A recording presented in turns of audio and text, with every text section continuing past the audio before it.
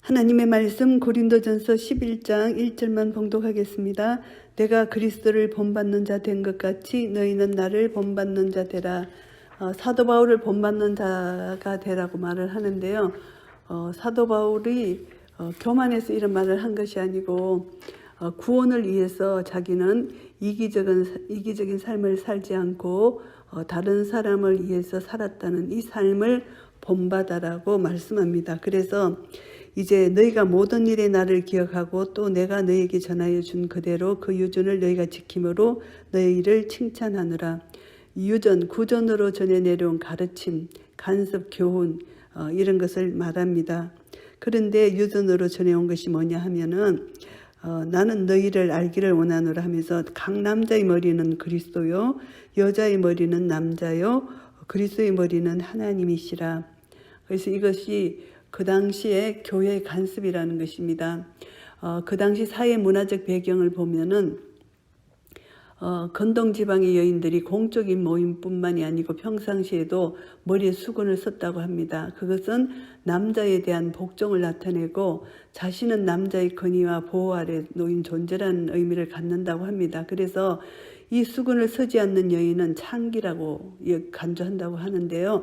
정숙하고 존경받는 여인들은 머리를 가리지 않고 공중 앞에 나서지 않는 것이 통상적인 풍습이었다고 합니다. 그래서 머리를 수건으로 가리고 이제 여자들이 공중 앞에 서는데 그것은 여자의 정숙과 순결을 상징하는 것이라고 말합니다. 그래서 여인이 수건을 쓰지 않는 것은 자기의 남편을 업신여기는 것이고 다른 남자의 시선을 끌기 위한 것으로 간주한다고 합니다. 그래서 고린도 교회의 일부 여자들이 사회의 통상적인 간섭에서 벗어나서 교회에 나와서 하나님 앞에서 자유를 표현할 수 있다고 주장하는 거, 이 당시에 이런 일이 있었기 때문에 사도 바울은 왜 여자가 머리에 수건을 써야 되는가 이것을 강조하는데요.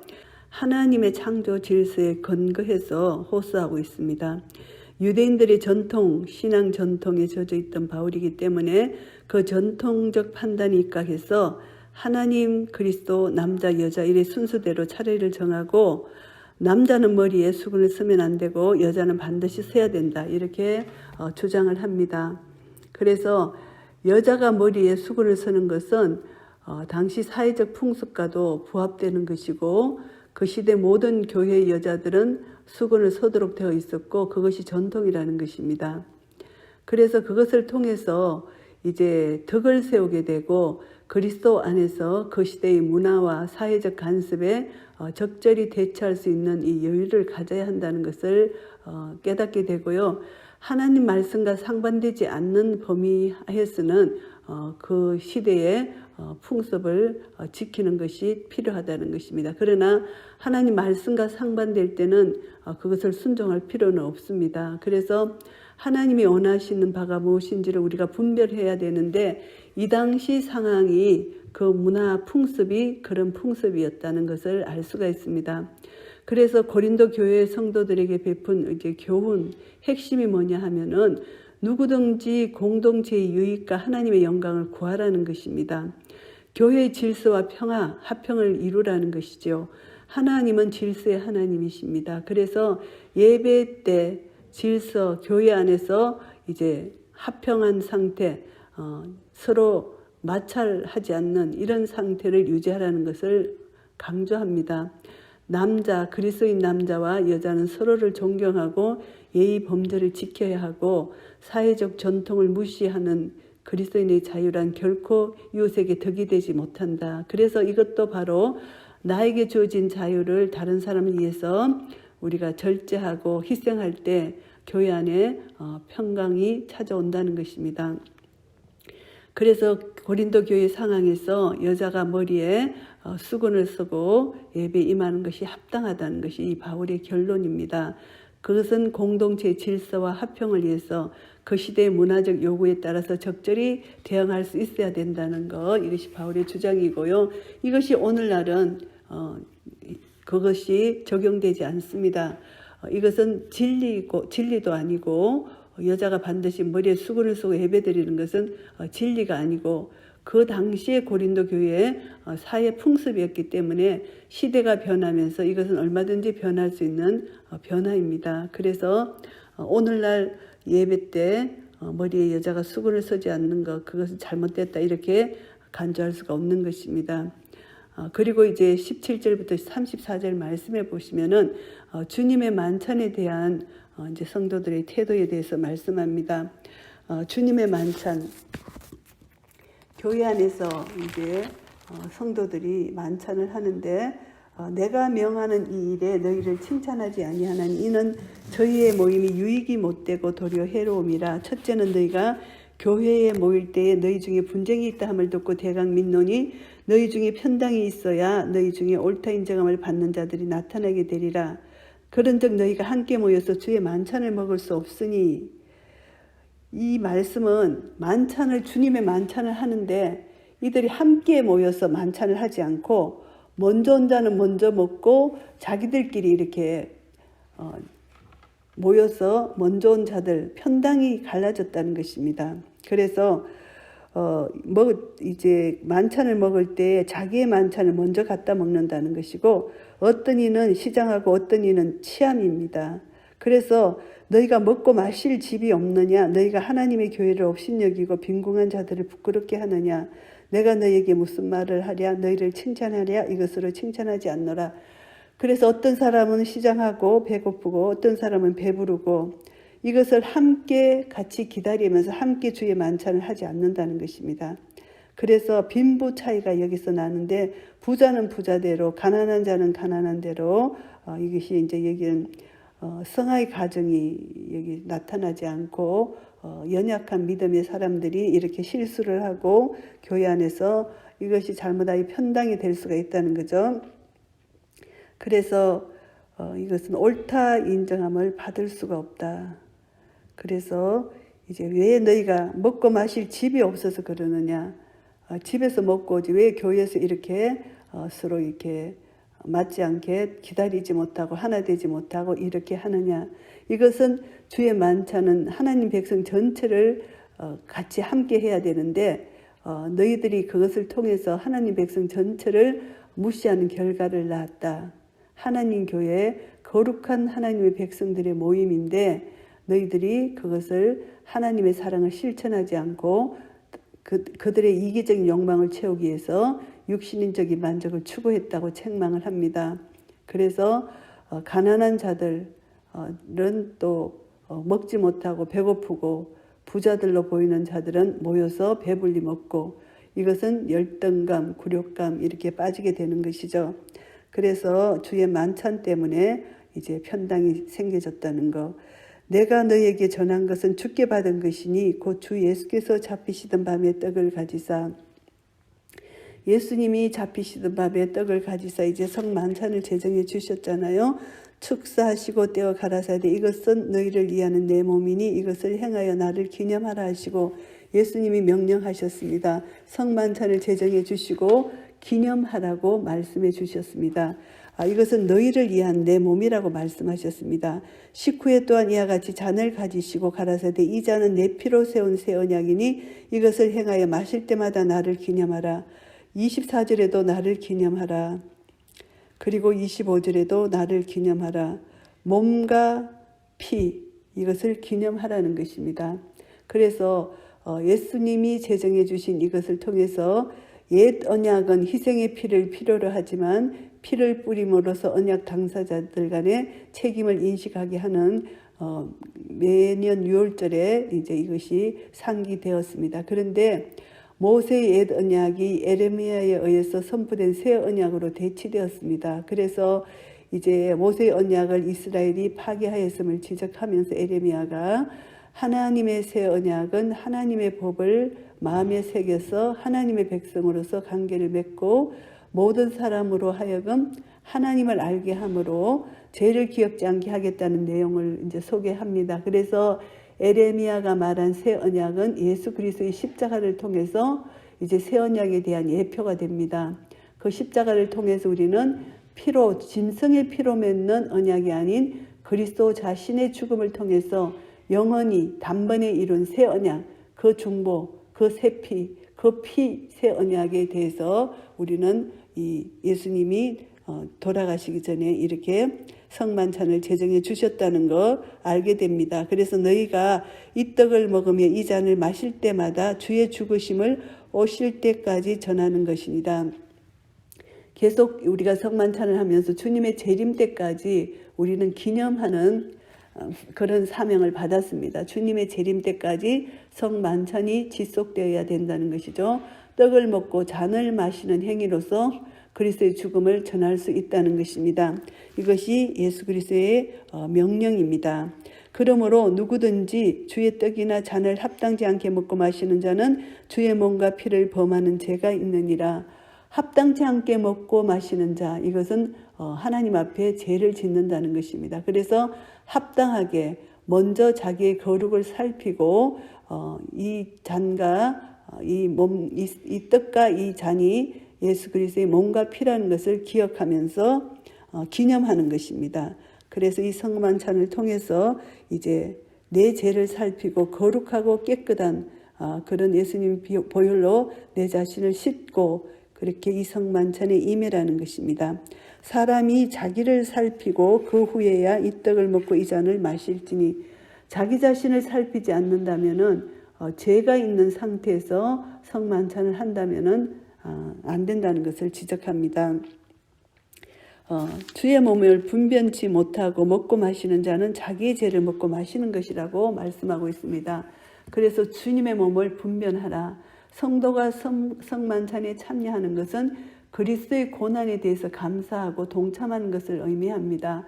그래서 성만찬의 가치, 의미를 바르게 인식하지 못하면 안 된다는 것입니다. 정확하게 분별해서 이 성만찬에 참여하라는 것이고요. 이러므로 너희 중에 약한 자와 병든 자가 많고 잠자는 자도 적지 아니하니. 그래서 이제 성만찬을 합당치 않게 했을 때 영적 병약함, 죽음, 육체적 연약함, 이런 죽음을 초래하는 이런 데까지 간다는 것을 여기서 경고합니다. 우리가 우리를 살폈으면 판단을 받지 아니하려니와, 자기 자신을 살펴라는 것입니다. 그래서 회개하라는 것이죠. 하나님 아버지의 사랑, 그것을 깨달아 알아서 이제 판단을 받지 않도록 자기 자신을 살펴라는 것입니다.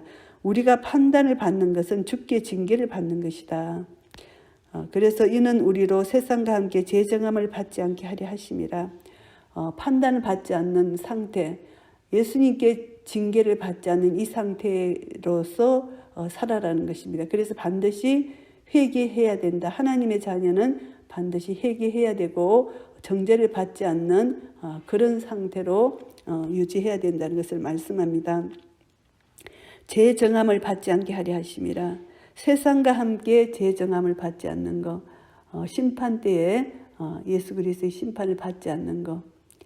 예수님은 이제 마지막 재림 때 세상을 심판하시잖아요. 그래서 절대 세상과 함께 재정함을 받지 않는 것, 심판대에 서지 않는 그런 자, 회개하면서 주님의 재림을 맞이하라는 것입니다. 그런즉 내 형제들아, 먹으러 모일 때에 서로 기다리라. 시장하다고 먼저 먹지 말라는 것입니다. 서로 기다려서 함께 만찬에 참여하라는 것입니다. 그래서 만찬은 함께 하라. 주님의 몸을 함께 나누라는 것이죠. 만일 누구든지 시장하거든 집에서 먹을지니 이는 너희의 판단하는 모임이 되지 않게 하려 함이라. 그 남은 것은 내가 언제든지 갈 때에 기정하리라.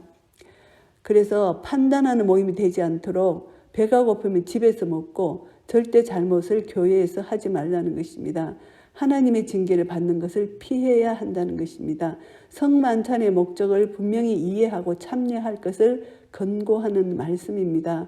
그래서 성만찬 외에 다른 문제에 대한 교훈을 말하는 것이 아니고 성만찬에 대해서 지금 말하지 못한 세부적인 사항을 여기서 말한다는 것을 말합니다. 그 남은 것은 내가 언제든지 갈 때에 기정하리라, 이 말씀입니다. 그래서 사도 바울은 모든 규례를 제정하고 정비할 수 있는 그런 권위를 가지고 있었습니다. 고린도전서 11장을 정리하겠습니다.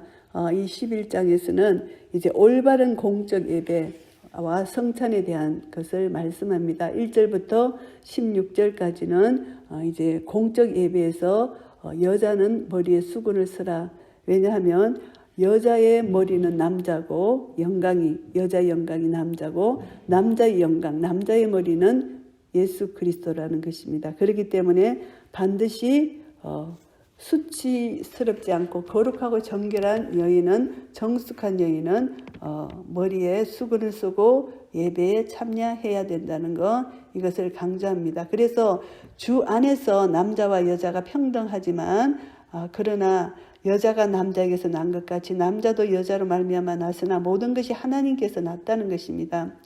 그렇지만 여자가 긴 머리가 있으면 자기에게 영광이고 긴 머리를 서는 것을 대신하여 주신 영혼이라.